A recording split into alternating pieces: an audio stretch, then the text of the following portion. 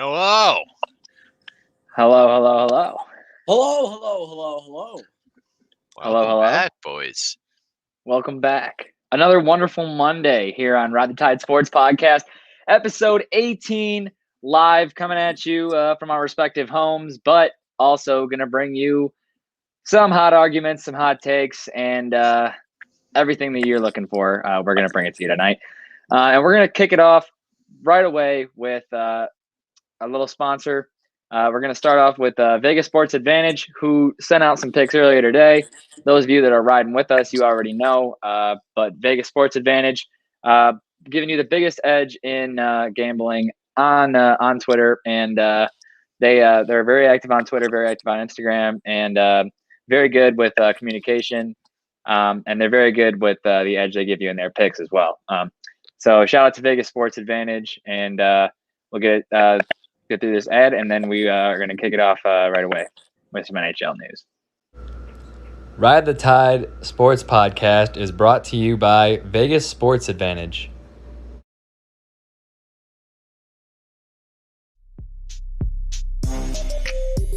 Welcome to VegasSportsAdvantage.com, the website where you can win with us.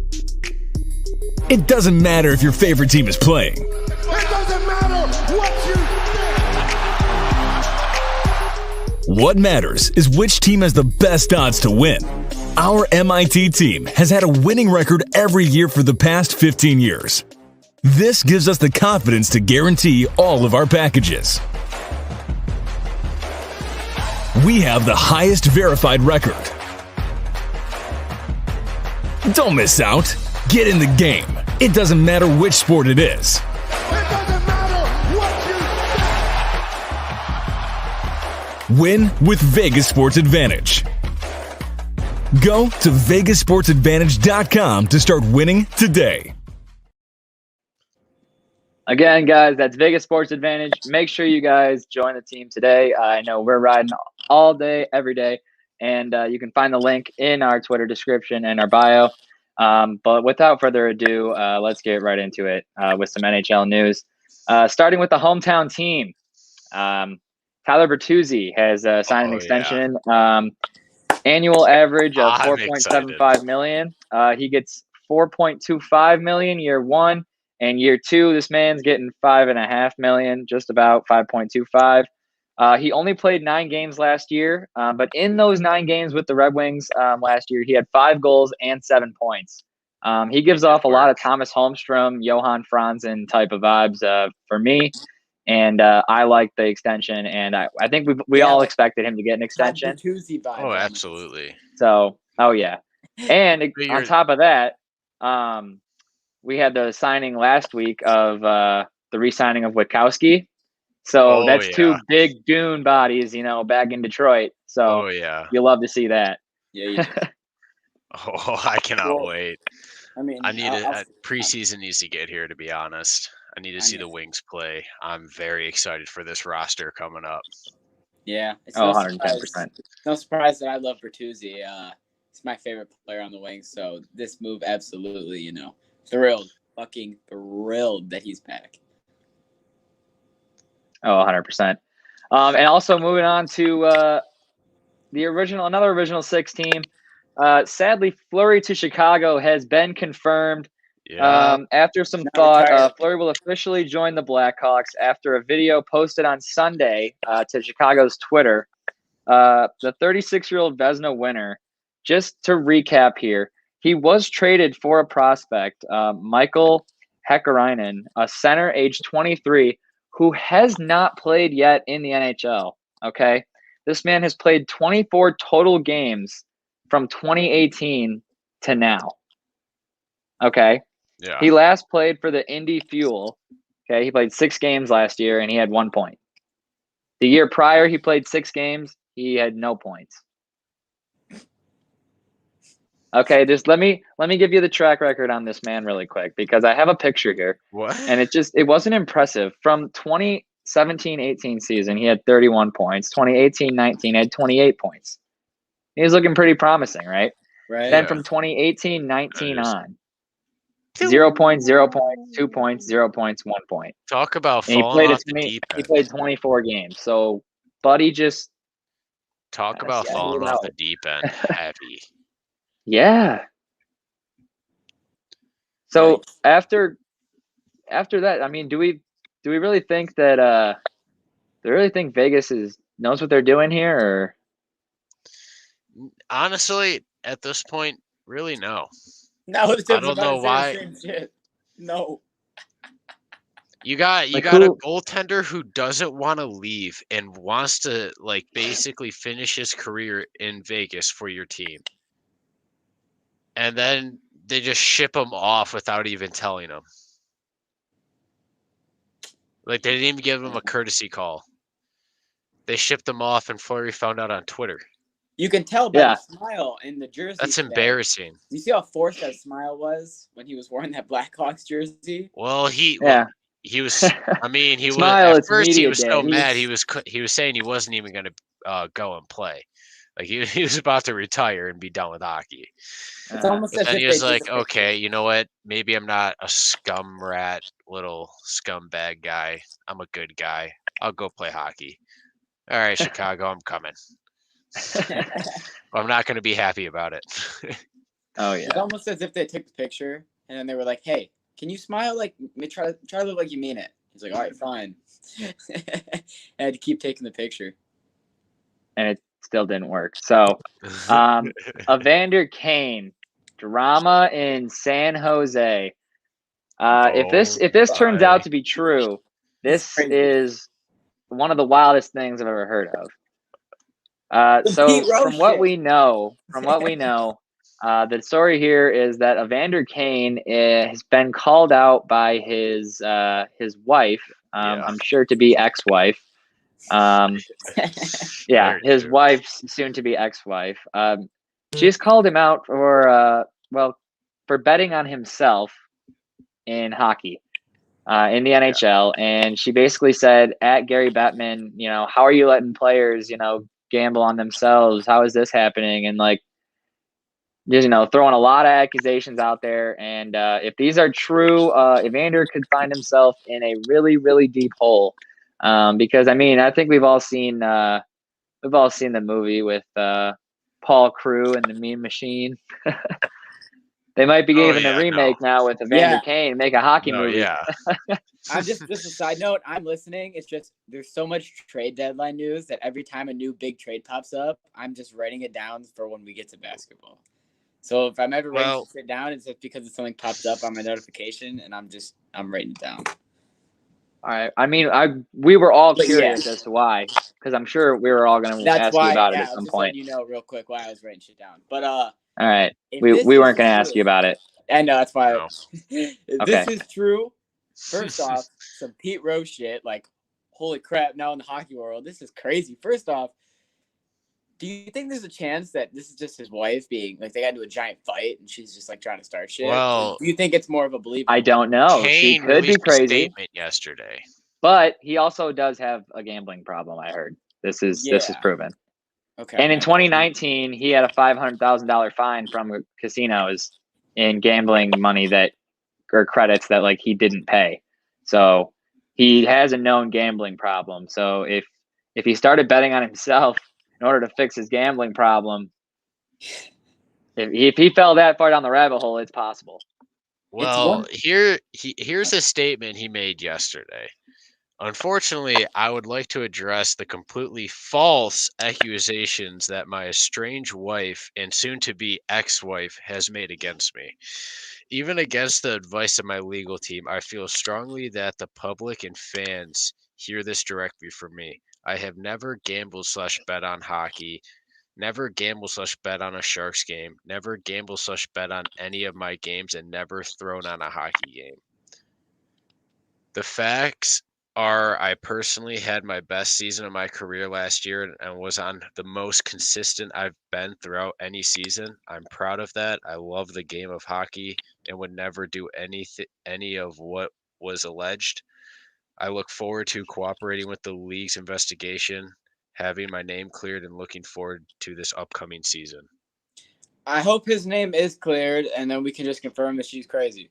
Because if anything else is like not true, damn, that is wild. It's really similar to Sean's situation where it's like we want to almost believe it's true, half to like just for the believability factor of this is a crazy story, but then the other half of you that's like, I don't know if that is true because that's so hard to believe. You know what I mean? It's some wild, serious accusations. Very wild. So that's why it's gonna have to be taken This might be the seriously. most believable in my opinion It because could of the be. fact itself. that I've seen we've seen a lot of famous people or celebrities that have a lot of money go into these gambling problems. So Yeah. it's very doable. I think it's crazy that it's one thing, to bet on yourself, but the fact that you're betting on yourself to lose, I mean, that's wild. Oh, if you know you're gonna lose.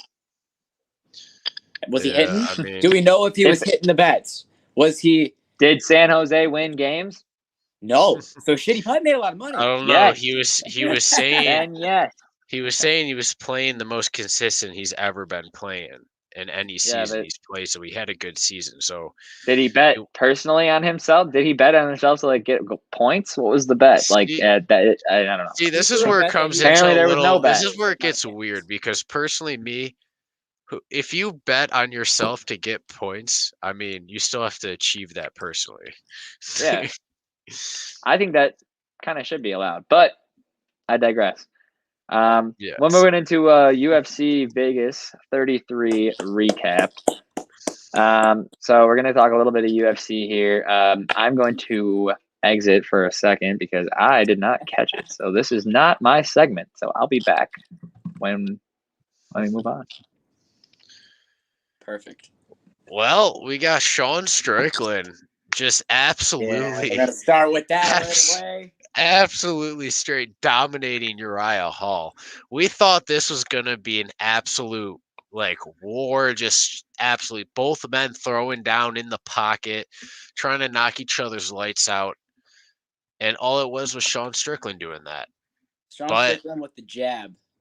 His jab was nasty. He had about, I want to say, over 150 headshots. Yeah. Or punches to the head that fight. After round one, Uriah Hall visually on his face just looked dead. Oh yeah, no, he did not look like he was there to fight. No. For 1 second of that bout at all. It was actually. Yeah, but we also. It was crazy, but after that main event, before that, we had some brawls and we had a knockout on every single main card fight besides the main event. It was a hell of a card. Let me just start off by saying that. Oh, it was more than a hell of a card. It was crazy. So where do you want to start, Luke? Let's just go down through the top through the bottom. Let's hit the co-main. We got Cheyenne and Baez versus Gloria De Paula, with Baez absolutely just kicking De Paula in the face as she's standing up. Yep. And just rocking her shit back down to the mat, and then she just hops back on top and just do done. Ref calls it. Absolutely insane. And she needed this. She got a 50K fight, 50K fight of the night bonus too. And she really needed that too. Got a performance of the night bonus, and that really helped her out. And I just want to say, what was the fighter who lost his name? What was her name? Gloria De Paula. Okay. She got. Why would you tell me this? Why on God's green earth would you stand up with your hands not up, bro? She just got up like this. It's not even that. The way she got up, she was asking to get kneed, kicked, something in the face. She was asking to get knocked out. Well, let's move on to the Michigan boy, Colin England. What a huge Michigan guy. He's from Michigan. Yeah. Ended up getting absolutely rocked with the. Just cooked his goose, man. He just. Nice swift kick to the face for Melzik. I'm gonna absolutely botch this. Bagdasaryan. Oh, my bad. I was thinking of someone else. Yeah, Bagdasaryan. He just Bagdasaryan, yeah. Yeah, that was his debut fight in the UFC and he opened up with a nice swift head kick to the Michigan-born guy I saw him who's fighting out of Colorado. before in the Dana White Contender Series. He is going to be somebody that I think might be a star. He's got very strong potential. He's a great striker, and I think he's got a good charisma about him too. I just think he can be very lethal at times and very quick at times, which makes him obviously extremely dangerous. He also, I believe, got a performance bonus. Could be wrong, but I think so. Well, now let's move on to the next two fights because they're absolute wars, just absolute bloody brawls. They're just throwing down to the final moments. We got Brian Barberena versus Jason Witt. Jason Witt was kind of winning the fight. By the way. Yes. Jason Witt was winning the fight through the first half of it, going into the third round. And then, oh my Lord, Brian Barberena. Oh my, he just started tearing it up and turning up and just started feeding them, dropping them to the point where Jason Witt almost got knocked out, but that man has a jaw of carbon fiber. Like that man was probably 75% of the way knocked out, but he was somehow still there doing enough to stay in the fight. Like that's crazy. And he pushed it to the decision and won. I just want to say, if you're a UFC fan, go back and watch the fight, primarily the second half, because in that fifth round, it was just two men. The form was gone the last 2 minutes. They were just swinging, and they were bopping sometimes, and sometimes they were hitting. But it was just an absolute slugfest. Some people may think the decision is controversial. I think mostly because Witt had more control in the beginning 2-3 rounds of the fight. That ultimately helped him win in the end. What would your take? Yeah, would you agree with that? Okay, so I think that helped him out a lot. And he was the rightful winner. Okay, let's move on to the next one because this was the biggest upset of the night because Rafa Garcia was the biggest favorite on the card, and he lost to a decision to Chris Grusenmacher. Yep. Oh my Lord, it was insane. Grusenmacher absolutely just surprised the living fuck out of him. Just started opening up and just tearing up his body and just ripping that apart. Just But Garcia couldn't handle the body shots. Literally tired him out. Literally to the final bell. And they were just like they were the last fight of the prelims, and I remember just at the end of like round 1, round 2, round 3, round 4. That was when they were done fighting. I wish that there was another round, just because I wanted to see that fight one more. Because the fight, it was just like the intensity at round 5. It was like, both men were one hit. I felt like in my head to where if one good strike, they would have been out. So that's why I just another hell of a fight. And as we're closing out, that was crazy. As we're closing out talking about UFC recap, I've been saying it, I feel like a lot of the past week about this, but I have to say it again. Going into it, all you people that watched Bellator, all right? How was it? I don't care, because here's the thing. You missed out on a card that people were saying was a 4 out of 10. I might not watch. The sleeper cards in UFC, you got to remember, those are the There's people hating on this card coming up to it, bro. There was a lot of hate. But that's when you... I was muted. Anyways, I made sure I didn't interrupt you guys' talk. But I have to come in and just agree with Dylan 110% with this on the fact that most UFC cards, the ones that aren't supposed to be anything, are giving me everything. It's honestly, and the ones that are supposed to be everything are giving me not what I want. So I would say half and half I know on nothing that. about. I'd say half and half on that. I know we know my opinion, my personal opinion. On the second half of your opinion, I say half and half. I was about to say we all. But into UFC 265. Oh my! First, let's get some bad news out of the way. Get the shit news out. Let's get some bad news out of the way. Yes. Yeah. Amanda Nunes is out for 265. She got COVID. It's a bunch of BS. The fight will be rescheduled against her and Panay. Yeah. Sucks. Thank you, Dylan. Well, let's just mention this one. Michael Chiesa, Vincent Lecue. we'll dive deeper into this one more Friday, so tune in for that. But I'm excited for this one. Let's move on to the other mention. Jose Aldo, an absolute legend who McGregor absolutely dethroned and has not been the same since. He broke him Against Pedro Munoz. I'm excited for that. I'm probably going to be fading Aldo because he's just a shadow just because of of himself. your McGregor. He's gone. No, really? I thought you were gonna pick Aldo. That's shocking. Nah. All right, and the big now old the man, one that we throwing need on to the same guy discuss here. I'll be honest. because This is what we need to discuss. Serial Yes. Gain is better than Derek Lewis in almost everything. In literally almost everything. But Derek Lewis has that one-shot knockout power. Yeah. All I he got needs Derek Lewis. is know, that right? one little touch in 5 rounds, and he's a beast. He can eat them. He's going to get in the pocket with you. He's going to tag you. You're going to be Derek Lewis, 3rd round knockout. And another thing that I was explaining to Luke, that I think the loudest crowd reaction that you will hear through the year of 2021 will be that Houston crowd when Derek Lewis walks out. That is going to be absolutely unbelievably loud.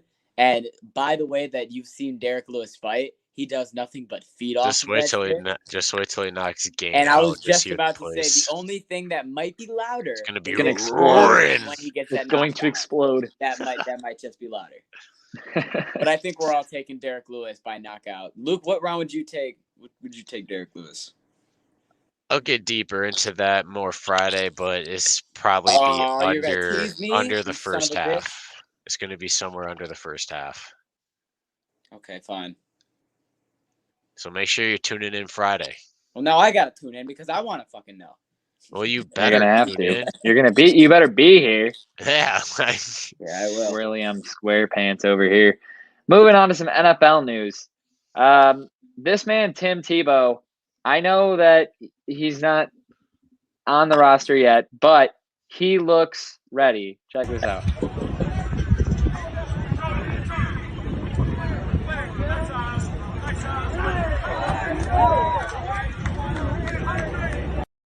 He looks huge. That's a big boy.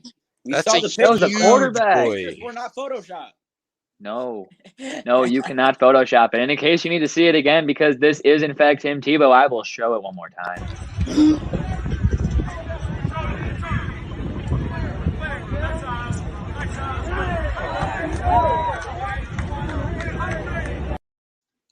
Bro, he is built. Bro, he's fucking. He's built. huge now. He's Like, massive. Like low-key, he is giant. Like He is. It's actually funny. He He is. is. He looks like another Gronk. I'll be honest.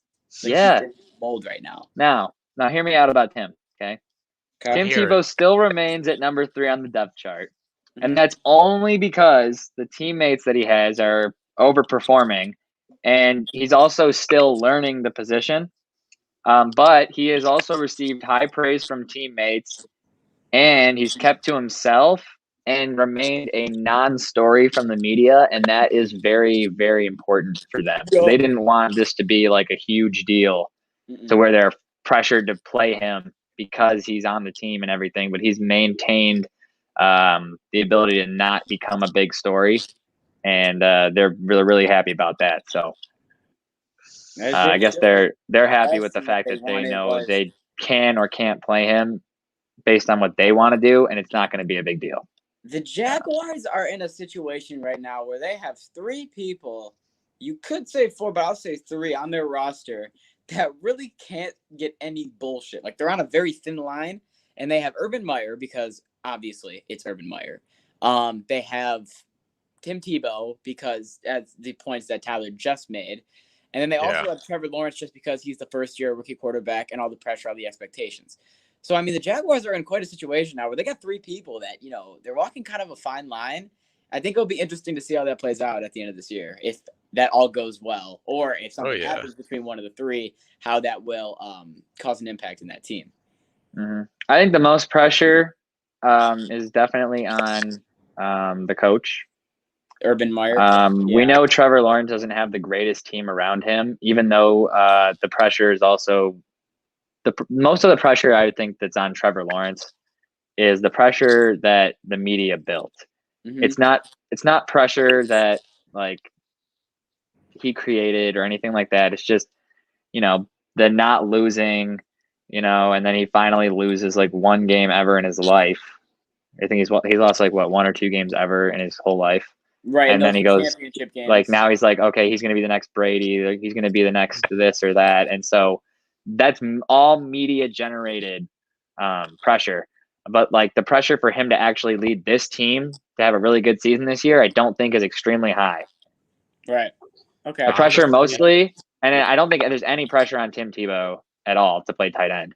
But I think the other pressure, the other half, in my opinion, is on the coach and how he manages a young Trevor Lawrence with a lot of other young talent, and then not a lot of like veteran talent around that. And how he manages an NFL team, since we've only seen him in college. Honestly, I think whatever happens is going to be very interesting.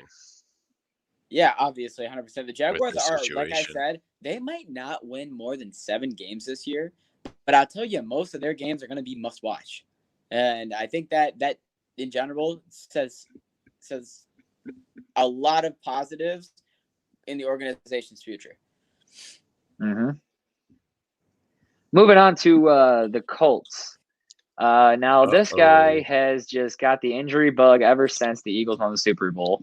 And Colts quarterback Carson Wentz is out 5 to 12 weeks with foot surgery. Now, the story here is that Carson Wentz was rolling out for a pass on Thursday at practice, and he felt his foot feeling a little tingly. So he got together with the medical staff and the doctors, and Carson Wentz, after feeling a tingle Thursday at practice, is reported to be an injury that possibly could have occurred to him in high school. And the doctors will now remove the broken bone out of the 5th metatarsal of Wentz's foot. So they're just taking this little broken bone he has in there, and they're taking it out of his foot so that it can never break again. Okay.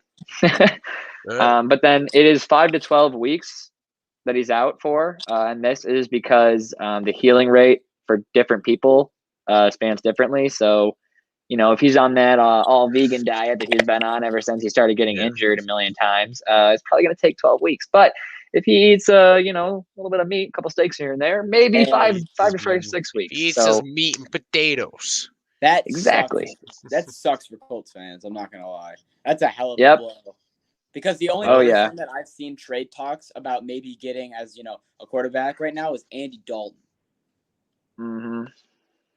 But we could also mention another NFL signing that has to do with the Colts and does not make Colts fans happy. And that is Justin Houston, former defensive end of the Colts, is signing a deal with the Ravens. Yeah. And the reason that this is pretty big is because Justin Houston had multiple other contract offers from other teams, and one of those contract offers included, well, not one, but most of these contract offers included more money. And he actually had a contract offer from the Pittsburgh Steelers, which was a much more lucrative deal. And he decided that he wanted to play in Baltimore instead because he wants to win a ring. And that's, I guess, he believes that's how it's going to happen. Okay. I think it's a great pickup for Baltimore. Honestly, it helps their defense tremendously. We know their defense is already pretty solid, so this is just going to help them even more. More help for Lamar. I mean, honestly, he's just going to be the man everyone's watching this year because he had a crazy first year. And last year, even though he had a good year, obviously he didn't have as good as a year put up as the numbers. So a lot of people are saying he didn't have as good as a year. You know what I mean? So I think that he is going to be a big person to watch this year. See how he performs. He's going to generate that whole team. So we'll see.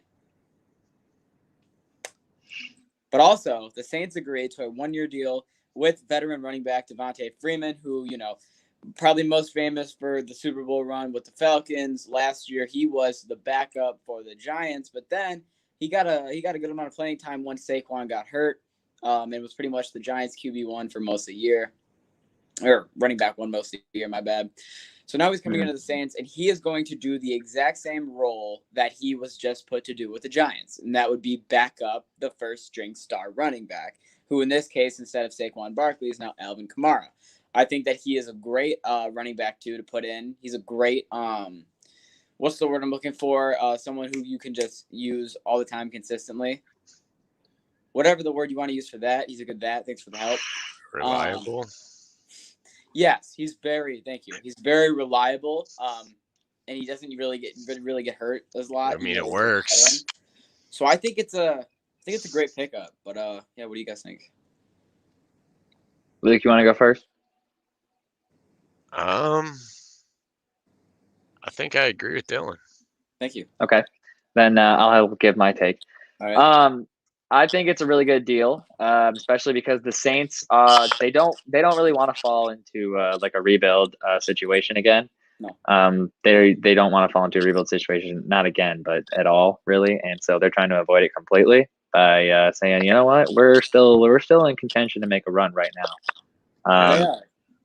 And they definitely, no, I agree, they definitely are in the contention to make a run right now. And with Freeman, I think he's probably very happy with this because he's not going to go to a place like New York where the running back's going to get injured week 2 and he's going to have to be the starter for the rest of the year. He doesn't want to be the starting running back. No, exactly. So I think that he's happy with this. They're happy with this, and everybody wins. But something I'm not happy with, but something that I think is absolutely whack, is our quarterback, Jared Goff, is wildin'. He's lost his damn mind completely. Absolutely lost it. He has some crazy expectations, and did we lose Dylan? I think so. Okay, well, Dylan seems to be having some difficulties, so until I can see him being okay again, I don't know what happened. He completely cut out. I don't know if he doesn't have internet connection. I don't know. He was just gone. Bro, okay. Y'all, I didn't know that was me. Nope, you cut out. Not sure what happened. But the Lions quarterback has some absolutely wild expectations. You got it? What? I got it? Yeah. So Jared Goff, in an interview, they asked what about the Lions' expectations for this year, and Jared Goff, quote unquote, said, "It can happen fast, and that's our goal, is to be extremely competitive this year and hopefully win a championship." Huh?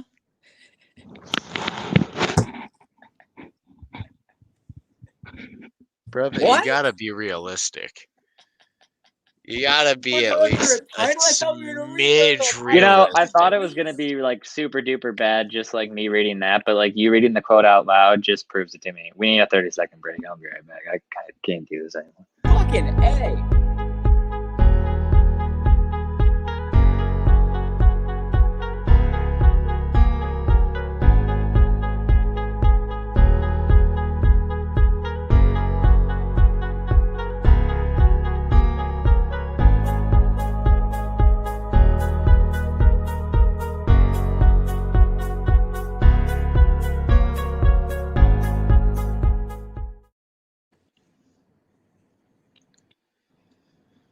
A championship when we can't even win the division once. We want to win it. He wants to win. Oh, all right. Division? You mean a playoff game? Yeah, even a wild card. So nothing. So this guy's a nut. He's a nut job. Here's what I'm getting. We don't even have a playoff game, Dub. In the beginning, and he wants a championship. Has he even had a Coney dog yet? Let me finish. Okay, wait. Did he figure that out yet? Wait. So let me. So here's. Have we at least made it that far with him? That's probably why he's making these wild accusations. Because obviously he's doing cocaine in the streets of Detroit, and they got him thinking he's going to win the ship. So, I mean, when Jared Goff first got here, we were talking about how Jared Goff clearly isn't hip to Detroit, and then later on we were like, you know what? Okay, he's starting to realize it's going to be a rebuild. No, he's not hip to Detroit. He doesn't realize what goes on here. We don't win playoff games. That's not everyone in Detroit's on the same page about it being a rebuild and it taking time, except Jared Goff. He thinks he has a championship team right now. I think he probably is the only one that thinks that. I need to call up Dan. I need to hear what Mr. Campbell feels about this situation. He thinks he has a championship team, just not this year. He's gonna build a championship team. That's what he wants to do. Exactly. Everyone Goff, thinks that I except like Jared the Goff. expectations, but at the end of the day, now you say some shit like that. Now the NFL's just gonna drug test you. So you're just. Does he realize you need to put in work and effort What do you think you're getting to out be of able to be good and give out and produce greatness? Do you not think he's going to get drug tested? Because I'm telling you, when the report comes out, I'm sending it, and we're going to talk about it because it's going to be hilarious. He's drug tested after you're thinking Lions are winning he's definitely off something. Definitely. Making that statement. It's ridiculous. Moving on. But a big news here for Cleveland. Cleveland, baby. Yeah, they're going to be happy about this one. So Nick Chubb is signing a 3-year, $36.6 million extension with the Browns. I'm just going to let Tyler start on this one only because I know how much, I got Derrick Henry, and I know that Tyler really loves his Nick Chubb, so I'll let him start. Chubb, yep. Nick Chubb will continue to roll in Cleveland, and Cleveland will continue to have a very, very good run game, and he will be an absolute monster, and I will have him on my fantasy team, or so help me God. That's next question. That's where you've developed the love for him. Next freaking question. Well, is Antonio Brown and Le'Veon Bell an absolute genius? They might just be the best tandem of geniuses that created the most drama in the history of the NFL. So let me just talk about the 3-step process. It's a very simple 3-step process. It really Step is. 1, get absolutely crazy in your brain and stir up the media. Step 2, get cut from your team and think that the world is over. And step 3, sign with Patrick Mahomes or Tom Brady, make it up to the playoffs, and have yourself a shot at the Super Bowl. Genius work. Be good, but then go crazy. Talk to a very good quarterback. Let them be like, oh, let me help you. And then get the help. And then they help you. And the next thing you know, the 3-step process to losing your mind and then almost getting a ring or getting a ring. I don't think anything else. Hey, you got to do what you got to do to get that ring. That's just that perfect. They don't ask how, they ask how many. Exactly. And also with football being here, that means that college football is also here. Yeah. And we have 2 names. All right. We have 2 names for the 2021 early Heisman watch list. Now, the reason that one of these names is very important to me is because I love the University of North Carolina. And Sam Howell is one of the 2 top quarterbacks.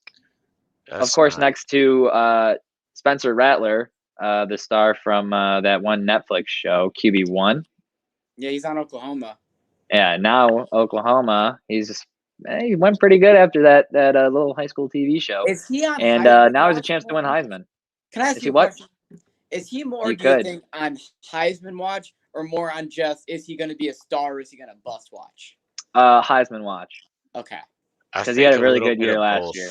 All right. I think the show definitely helped him definitely get a little bit higher on that watch list, but I mean his skill definitely put him there. My only thing was I feel like there might be people who watch the show and might be like, oh, I remember watching Spencer Rattler and I always remember being like, is he going to be good or is he going to suck? And that might be like the main reason they are watching this year, like forget Heisman. Well, the show. Yeah, but the people that make these lists are not watching the show and basing it off that. Right. So, with that being said, he's on the watch for the Heisman. So he's a very good quarterback, regardless of if he was on TV or not. We'll see. I know you're going to be watching a lot more North Carolina now because of Sam. Because you already know North Carolina in general. Yes, sir. That's me. But moving on to some NBA news. Holy crap! Now then once we get through most of what we already have, I can let you go crazy on what you've been doing. Keeping it hometown like we like to do when we start talking about a certain topic. If something happened in the hometown, the Pistons. First off, let's let them know free agency was 6:00 today. So all this NBA, It's in the last 3 hours, and it's been hot, and it's a lot of it. Sorry to interrupt. Continue, Tyler. Pistons sign Olynyk to a 3-year deal. And I know that some people on Twitter are immediately upset, but I'm a part of the other half that are immediately like, I like this. I agree. He's a veteran guy, right? Mhm. I think he's going to be like kind of like a D Rose situation. He's not there to be a superstar. He's there to teach the young guys, and then we'll probably ship him in 2 years on when he has a year left in his contract. Right. Unless something else happens, I have no idea. But And that's he's my not initial bad. thought. If you watched him last year, he is not bad. He put up some big games that people were like, "Whoa, who?" So I Hey, think he's there to teach and be a vet, but if he just so happens to shine in this process on the Right. court, Yeah, that's I mean, only I'm more than take okay with that. for us. I like it. I like it a lot. I don't think he will stay all 3 years. I'll be completely honest. I know a lot of people clowned the Pistons' last trade free agency just for how many centers and shit that we signed. But guess what? I think all of them except for one are gone. So if we have the one big man who right now I think is Isaiah Thomas and now Kelly Olynyk, I like that right now. I like the Pistons, and obviously we already talked about with the draft how much we like their future, and there's no more we can say other than good things. Yeah. Yeah, this one I know that when This Brooks one's super watches, hot, Brooks is gonna like this one. I already know when he watches. He's gonna. Steph Curry cooks up a 4-year, $215 million deal to stay in Golden State for 4 more years and continue what he has already made there, which is history, perfection on the 3-point line, and a lot of fantastic memories for my brain personally. Bang! Anyways, Bang, bang! Chef Curry is making fat stacks. And that's what I have to say about that. Okay, so I have a question. Do you think, this goes for both of you, that after that pretty much no BS, like forget the 4 years, do you think that Steph Curry is going to finish his career as a Golden State Warrior? Do you ever see him leave? No. I agree. I can't ever see him playing for a different team. Like, he doesn't have to. He doesn't have to. Why would he? Exactly. That's what I'm saying. Exactly. He just proved last year that with no one else, just him, he can still make the playoffs. Like, it doesn't matter.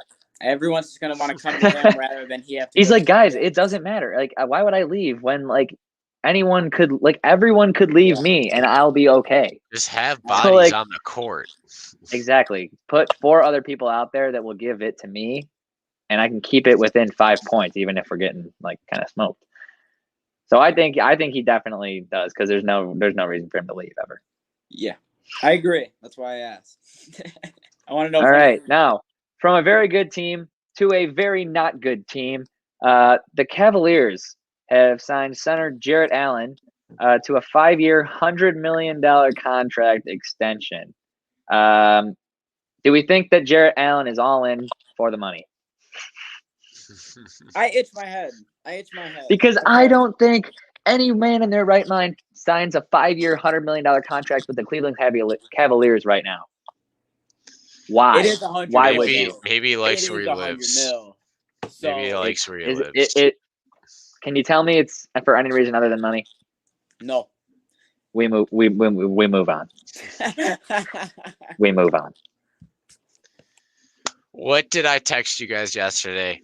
It was a big You day said today. there's hope. You said there's hope. 6 o'clock hope. tomorrow, there is Big hope. Day today. Yes, you did. You want to take this one, Luke? Chris Paul returns. We love that. Oh. You have some details on his return to your beloved Arizona? Well, I don't have the current one, but I know he denied a 44 mil the original 44 mil contract. Well, I will say, I know the one he accepted is over 100, I think. I will add on to this Chris Paul statement. like, yes, obviously, I think it's great for him. We talked about, he's got 3 years. I know that is a 3-year deal. So that is a really big for Phoenix, and he's probably going to finish his career there. So, Luke, there's another dub there. But also, I just wanted to point out, this is another thing that I wrote down throughout the podcast, and that was that the Suns made another deal, and they are signing JaVale McGee, who is just playing in Team USA right now, to a 1-year, $5 million. Another good veteran to add to I got the contract details that he agreed. That's been agreed upon. 4 years for 120 mil. 4 years, okay. Yeah, 120. Yeah, damn. So that's huge. JaVale and CP3. I mean, Phoenix is back. Dangerous. They're dangerous. Now I want to. They will say dangerous. They could snake another finals. I want to ask a question to you guys, and I know Luke might be biased, so I think this pretty much just goes to Tyler. Out of the Bucks and the Suns, right now, who do you think has a better chance of going back to the NBA Finals?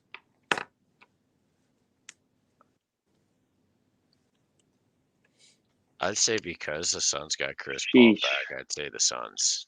You got to think about conferences, though.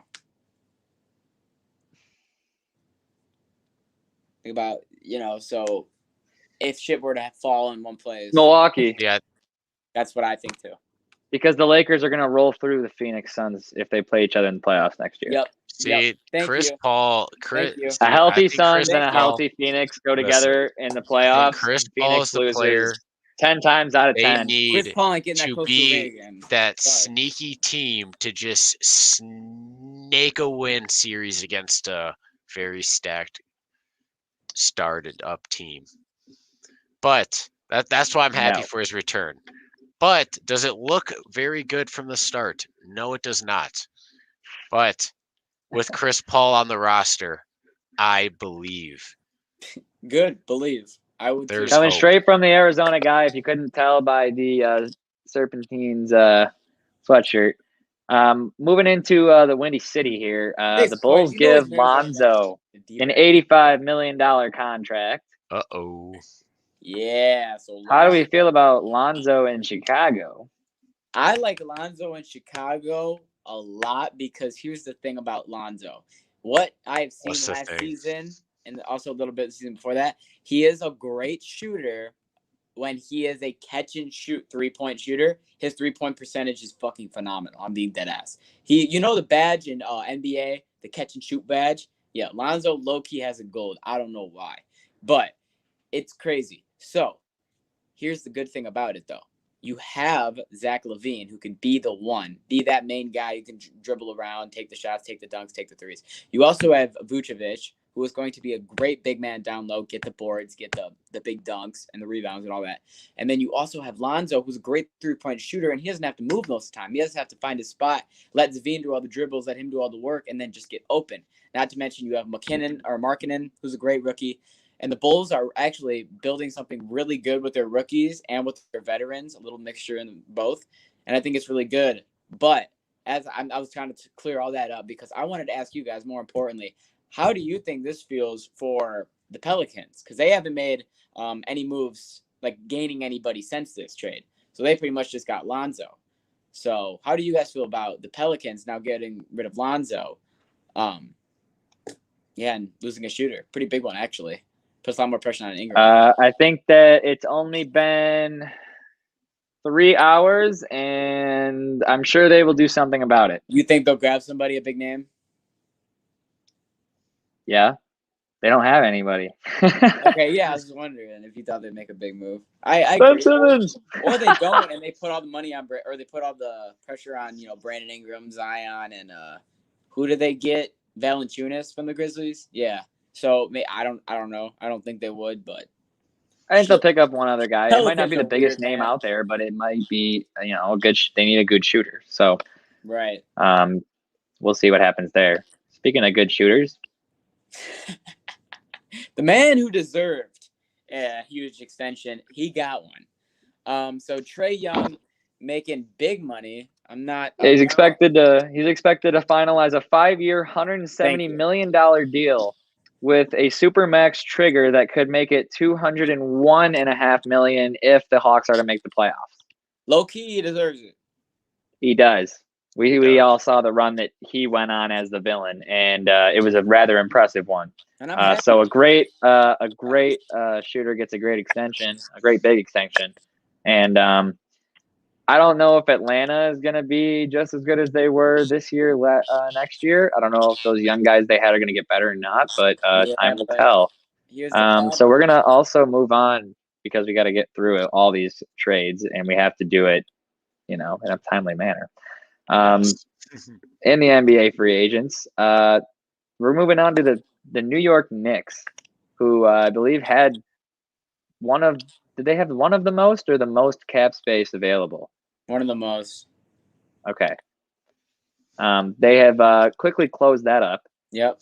By re-signing Derrick Rose and also acquiring. I don't know why that's typed that way. I'll fix that real quick. But they acquired Evan Fournier as well. So Dylan, if you want to talk more about that.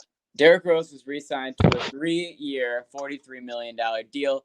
And Evan Fournier was traded and signed to a 4-year, $78 million deal.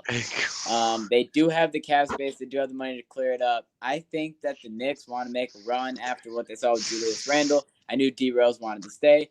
Evan Fournier is a great pickup. I think the Knicks have a chance to make a run that isn't just the 8th seed now that they know what they want to do. But at the end of the day, I think that during the trade deadline this year, don't be surprised if they pick up another big name that no one's expecting. So yeah, I do think that this is now the second year in a row where the Knicks are actually going in a good direction and they're doing shit right. So I think that's a big W. I know Stephen A. Smith will probably love that. Big W. But also, here we go. So sorry, Laker fans. Alex Caruso is gone. This is why we got McClung.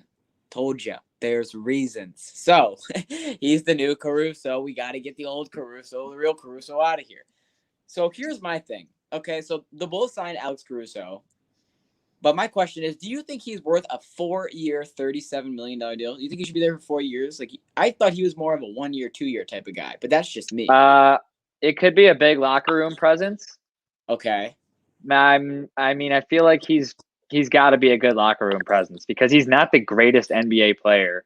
So it has to be part of that, and then also a part of how much he is able to contribute on a good team because he is able to contribute a good amount. But I feel like he's not. He wouldn't be like a huge contributor on a not as good team. You know what I'm saying? They try to build up his value a little bit, then sell him before his contracts or trade him before his. That's kind of what happened. Is they did kind of build him up a lot, and then now he's gone. But I'm pretty sure was he a free agent, or was it? Yes.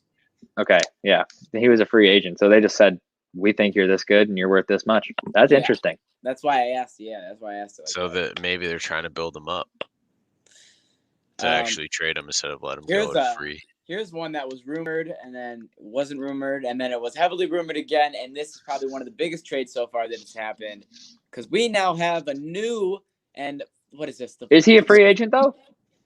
No. Or is it a trade? It was a trade, I believe. No. No, he's a free agent. He has to be a free agent. He's signing with them. Yeah. He's a free agent. Yeah. So listen. There's a now, like the 6th, 7th big 3 in the NBA? I don't know. I'm starting to love it. So we got a Jimmy Butler and Kyle Lowry and Bam Adebayo is now the new 3 in Miami. I love it. Bam, you got to remember, as good as he is at rebounding, as good as he is at playing the game, he's very young as well. Jimmy Butler now has the green light to just shoot. And Kyle Lowry's he's a smart player. So I think he'll take a lot of smart shots. They also, which I don't have this year, re-signed Duncan Robinson for 5 more freaking years. And we all know how good that man can shoot. So a lot of good things so far for the Heat. Okay, that's all I got other than things that you might have had that we have extra. I said the JaVale McGee one already. I also have John Collins, who I believe it might be 2 years, but I could be wrong, so I'm not going to say the details on it. But I know he is going from Atlanta to the Spurs. So Trae Young got that locked up deal, and now one of his big men are gone. So we're going to have to see what happens. I also know that Trevor Ariza and Dwight Howard are going back to the Lakers. So that should be very interesting. Lakers, they they love their big man. They got a fetish for the big man. Oh, they love their Dwight Howard. I'll tell you that much. Big men. And then the last one is the first player that is leaving the defending champions in Milwaukee. PJ Tucker has signed a 2-year, $15 million deal with the same team we were just talking about, the Miami Heat.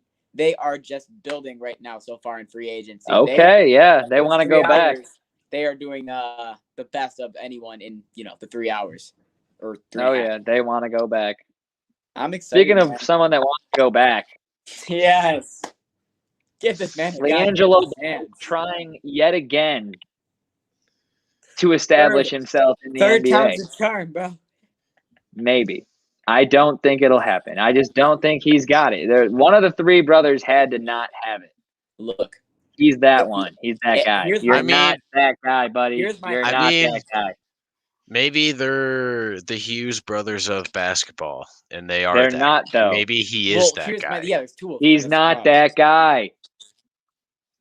It's been proven twice already. It's not like Hughes. It's not like the Hughes brother got drafted, and then they sent him down, and then they brought him up again. Then he sucked again. Then they set him down, and now he's back a third time. Now he has that chip on his shoulder to drive. If anything, someone poured a bag of chips on this man and then threw salt on him as well, and he's just buried in a bag of salty chips. Now he's about to pile a drive. Here's how I looked at the situation, and you could tell God, Dylan, get a microphone so I can hear you. Yeah. You can't hear me. Anyways, go on. No, I can. It's just everyone else is louder than you. Yeah. Go on. Okay, so. Here's how my take was on it. So at first, if Lonzo Ball, because Devontae Graham was released, if Lonzo Ball would have signed with the Charlotte Hornets, I would have been like, okay, LiAngelo, he's fine. He's got both of his brothers on the team. There's no way that he doesn't do bad. And then those 3 will be on the same team. LeVar will laugh at all of us, and we'll be like, damn, how the fuck did he actually pull this off? So that was my thing. The second Lonzo got that deal to the Bulls, I said, damn, that's tough. It's a no. He's not going to be making anything, and I agree with Ty. John. And I think after this team, if, let's say, how it's looking, he strikes out again, it is 3 strikes, you're out. So Buddy is but he's probably gonna I would say retire. If it doesn't work out after the Charlotte, bro, and your little brother, just retire. Stop embarrassing yourself. Or go overseas. The NBL, I'm sure they'll take you. I don't know. What else would you do, bro? You're out of all options. All right, Rick, Bob, Steve, Billy, Joe, and the crew. We're moving on. Listening to a little crazy Kobe fact here that I'm going to list off. And I don't know if anyone caught that Luke and Tyler segment, low key, but that was funny. This crazy Kobe fact comes straight from ESPN. Kobe Bryant has more 40-point games than LeBron and Steph combined. Kobe Bryant has more 50-point games than Kevin Durant, Larry Bird, and LeBron James combined. And Kobe Bryant also has more 60-point games than Michael Jordan and LeBron James combined. Yeah. There's your crazy Kobe stat. Thanks. Wow. I don't have anything to say other than thank you for telling me that. Wow. I'm happy. You're welcome. You're welcome. Just damn. Wow. R.I.P. Kobe is really, rip Kobe, man. He was one of the greatest. Yep. So, to close out tonight's podcast, we have some MLB news, and that will be brought to you straight by Dylan Domzalski. So, with this Chicago White Sox news and Mets news and a little bit of new team, same game, here's Dylan Domzalski. Dylan? Okay, so, starting off, there is a man out there, and I'm gotta look at the screen here just because it's very hard to pronounce his name, and it is Sebi Zavala. Okay, you probably have never heard of him because man is a rookie in one of his first major league home runs that he hit the other night for the Chicago White Sox. He's decided to make it a hell of a night and not only make it his first career major league home run, but hit 2 and then said fuck it and just hit 3. So the man hit 3 home runs for the Chicago White Sox. Absolutely happy for him. Hopefully he's not a Yerman Mercedes thing, so I tell him slow the fuck down before you do too good. or just don't swing on a 3-0 pitch before, Tony La Russa strikes you out. But also, I wanted to get into something that I think is very, very interesting. So, 3 big names from the Chicago Cubs: Anthony Rizzo, Javier Baez, and Chris Bryant. All 3 are now on new teams that we have now talked about. From that deadline on Friday to now Monday, which, keep in mind, ladies and gentlemen, is only a 3-4 day gap. They've only played no more than 2 games max for this to happen. They have all hit a bomb. It happened in Javi's first game, it happened in Rizzo's first game, and it happened in Bryant's first game. I think that's absolutely unbelievable. If you're a Cubs fan, holy shit, is that painful, and I am so sorry. Especially when Rizzo was wearing your batting gloves and your cleats. It's not funny, but it's funny. So I apologize for that because that probably sucks. But at the end of the day, it is what it is. So I don't think that there's anything else that oh, my bad. Thank you. The screen reminded me, actually. So the Mets picked, with the 12th overall pick in the draft this year, Kumar Rocker. And big expectations were up. There were billboards, there were signs on the freeway, and New York was honestly really excited. So all this man did was took a physical, and they saw in that physical, not really sure what they saw, but they saw from health and just from other reasons and perspective that they were not going to make a deal to him. So they just never offered a deal to Kumar. And I believe right now the expectation is that he might just go back to Vanderbilt. So what the outcome of this will be is the Mets now get their same 12th overall pick back in next year's draft, which I don't really understand at all, but okay. So that's what's happening. I think if you're a Mets fan, you're probably confused. I mean, the only thing that's probably saving you at this point is the fact that you guys just got Javi Baez and his career is going to be regenerated and you're going to make the playoffs this year. And your black uniforms are back after 2012. That shit's sick as fuck. But holy balls, put me back on the camera with you guys.